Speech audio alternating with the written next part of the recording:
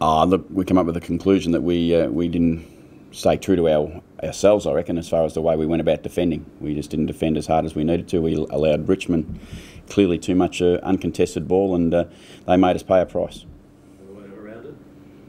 Go back to work, I think, and I think we know that our best method is, we haven't made no secret this week, our best method is that when we're defending really hard, we'll give ourselves the best chance to win. So it's more a mentality type thing rather than instructions, or how do you? Yeah, I think it was probably we just went away a little bit from what we know works, and unfortunately we weren't able to come back and make the adjustment we needed. And to Richmond's credit, they put pressure on us, and we didn't handle that very well. So the game as a whole, we were just put under the microscope a bit more, and we didn't handle it too well. Is that the classic example when a team's under pressure, it goes back to old habits? Yeah, I don't know that we went back so much to old habits. We still continued to take the game on. We turned the ball over a little bit, there's no doubt about that, but we were prepared to be taking the game on still. What we didn't do is we just didn't defend as hard as we should have. Is that easy enough to win back that mentality? Well, I think it's something you have to work on, and we'll certainly train that way today, and we've trained that way on Tuesday, and we'll hopefully do it again today and have that focus going through the whole week. But again, come game day, that's when you've got to have it. If there are certain blokes who are inevitably going to be set up on, like Hardlock, Boak and so forth, who then has to step up and who's got to take that responsibility to make sure the gap's being filled? I think those individuals themselves still have to step up. I mean, Hamish himself has to step up. Travis has been able to do that quite well, but Hamish is just, he's getting some experience on what it takes to be an elite player in the midfield. So he's just got to step up himself a little bit. But obviously, you'll always be okay if your team together steps up. And we can't rely on one player. We're not that club. We want to rely on a team performance, and we need to make sure that. And you can never predict, and you shouldn't be able to predict who the players are that perhaps are going to stand up on a day. If the team plays well, those players they'll identify themselves because of team effort. Ken, Dom Cassisi was obviously close last week, pulled out. Has he done enough this week? We're about to find out. We're pretty sure he will be, but as we know with injury, you can never absolutely predict it. But I'm fairly confident that Dom will be there and available to play. If he does get through, we'll obviously go to Arrow 6. What does he bring to the team that you missed last week? I think I've just talked about some really strong defensive attitudes, and Dom's played his game that way his whole career probably. So he certainly brings a bit of that, and he brings genuine hardness to the club. Is there anyone concerned with Peter? That it's again another injury that takes so long for him? Yeah, look, I suppose because of his history, it is a little concern. But he's a little unfortunate with the injury. He's had a great pre-season. I mean, Jasper's had his best pre-season ever, and he's got through it. And he's had a little injury that's we'd like, what I'm like. I'd like to be really honest and say we thought he'd be only a week. Now we look like he's perhaps going to be. He could possibly be another 2 or 3 weeks. So we're not sure. So it's like with any injury, you expect them to behave a certain way. But then there's the ones that just come from nowhere and they just keep causing you a little bits of grief. And Jasper's just not quite ready to play, and he's not comfortable enough with his body, and we're not going to take a risk. So what is it with him? Is it just the hip? Yeah, it's the hip flexor stuff that's going on, and we expect those things to progress quite simple. But when they become, they become part of a kicking leg for a player like Jasper, they become a bit of an issue. Jackson Trengo progressing okay? Yeah, unfortunately, still a long way away, but he's progressing okay, and I think he's into week 3 coming up, and we've got another 5 weeks probably without. We've definitely got another 5 weeks with Jacko because of his on the long-term injury list. But it's more about making sure we do everything right with his rehab and not rush something. I mean, we see so many history of injuries to feet that go wrong, and we don't want that to happen. There's a significant change in your kick to handball ratio. Last week. Was it the same the week before? No, probably more so last week. That was the pressure of Richmond, I think. So what do you want it to be at? I think we want to be somewhere in the middle, somewhere level with the competition, which says it's about 1.5, but we were going 1-to-1 last week. And we know that sometimes you can go 1-to-1 and be okay, but then most times it's the pressure the opposition are putting on you that force you to do that. Just generically speaking, mate, is there much you can give us in terms of insight into changes possibly tonight in terms of how many you may or may not make? Look, we'll make 2 or 3 probably. We just got to go through and make sure that, obviously if Dom comes up, we're going to look at doing something there. And as I said last week, the question, I'll ask the question myself, what we're going to do with the rucks. We played a side last week. We thought we perhaps could get away with 1 ruck. This week we're playing a side that had Warnock, Hampson and Cruiser in there on Monday night. We've probably got to look at that and make sure we make a decision based on opposition a little bit there. Is that your biggest headache? Oh, no, it's not our biggest headache. Those positions, they're always ones that you debate. We debated that position from round 1 NAB Cup. and we go, well, what's the best method for us? And it has to be a game-by-game decision that we tend to make. And yes, you'd love to be able to settle it down, but that usually comes when there's dominant people in those areas. You can settle it down. Just on, you had a great start to the season, and you were often saying there was a lot of blokes that couldn't get into the side that maybe at other times would have. Is there anyone yet that you've sort of thought, geez, it's about time we got him into the side, give him a bit of run? Is there someone you might have felt like you might have stooged a bit in terms of the way the selection shakedowns happen? No, I don't think so. I think we've been quite solid. And yes, we've had a couple of weeks where we've been off. But even 2 weeks, got beat by 10 points against the Kangaroos. It wasn't a disaster for us. Last week was probably no doubt our poorest performance.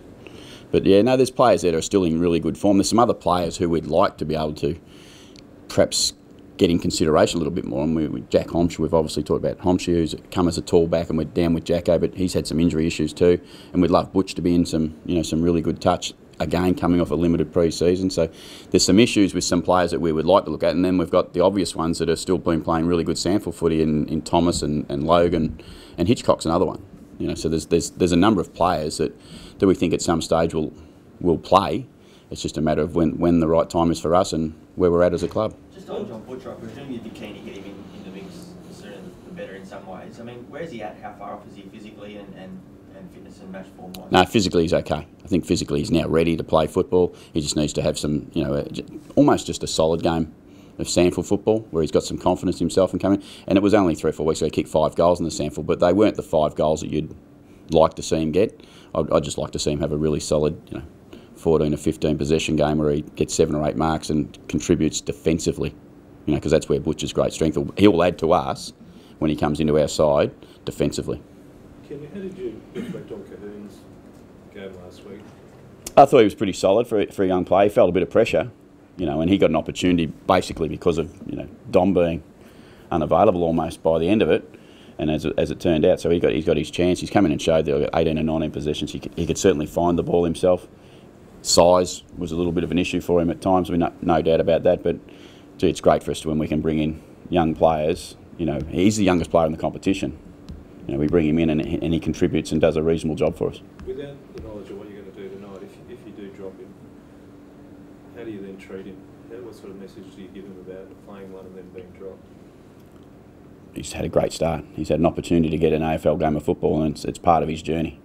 And that will be with any of our young players or even some of our more experienced players. There's always opportunities, and when they come, you take them. And you'll be happy to go out there and work the best you possibly can, because you never know when the next one, when you come in and walk into the side and you play your role so well that you don't go out of the side. Now, whether that happens with Sam or not is still to be debated. Ken, you went to Melbourne on Monday night. What did you make of the Blues? What did you have? Oh no, look, you've seen there was a little bit of the pressure that St Kilda were able to apply to them, and obviously they had some injuries, so we've got to be careful that those injuries do make a massive difference to your ability to play a game. I think if you look at purely on the AFL stats and numbers that they tell you, that when you lose one, it's not so bad. You lose two, the numbers are starting to get much, much harder for you to compete. We know they're a high quality side, but we can't get confused. We know with Murphy and Judd and Waite coming back into the side, and Cruiser, Gibbs, there's enough of them that they're certainly a very good side, and obviously very well coached. Ken, where are you on the NAB Cup in the season? What do you think about the NAB Cup and how long we should play?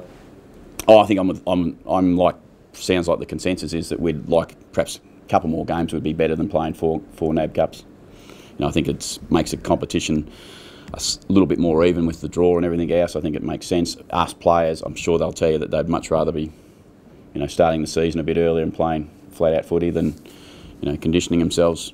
We know I think the preference for everyone would be to play a little bit more football. So with a couple of buys? Oh, it's ideal to have a couple of buys. I mean, the game is so hard. I mean, we've been up 11 weeks ourselves already. We've had a couple of weeks off in that, and you just know that it gets tough. So having another bye in the competition would be good for the players, no doubt. In spite of the last 2 weeks, you happy with where your group's at? Yeah, we're sitting fourth on the ladder. As I said to the group the other day, we are sitting fourth on the ladder, and we've earned that right to be fourth. Now we've got to protect that right, and we've got to be able to stand back up and play again. We've dropped off a little bit. Competition's stepped up a little bit to us, and we're aware of that. We know there's still an enormous amount of challenges in this club, and we have to keep coming up and fronting up to them and being prepared to challenge ourselves to keep improving. So if the Winds Fairy had have come to you at the start of the season and said, I'll give you 5-2 after 7 rounds, you would have nodded your head and shaken his hand and taken it? Wouldn't be many coaches that would say no. If we turn the light back onto Taggers with Hartland and Roke, you dealt with Gary Ablett closely. What is it that he does, and what can you learn from him in the way he handles it every week? It's a tough one because Gary's a pretty unique sort of a player, but the number one thing that he certainly gets team support, and there's no doubt about that. He gets a lot of team support, but he just works hard. He works damn hard, and he runs hard, he works hard, he wins his own ball, he wins a contested ball. We've got those qualities in the boys that we're talking about. There's no problems. We just haven't got quite that number of experience yet. Can you guarantee there won't be a slow start this week, Ken? No, I can't guarantee it. I'd like to be able to, but I can't guarantee it. If you said, can I guarantee our last 4 minutes of the first quarter will be better than they have been the last 2 weeks? I can't guarantee it. I want to. I want to be able to say, yes, we'll be okay and we won't concede 4 and 5 goals and put ourselves in a very awkward position to try and win the game. Have you thought of a trigger of what your team should do when there's 2 goals kicked against you?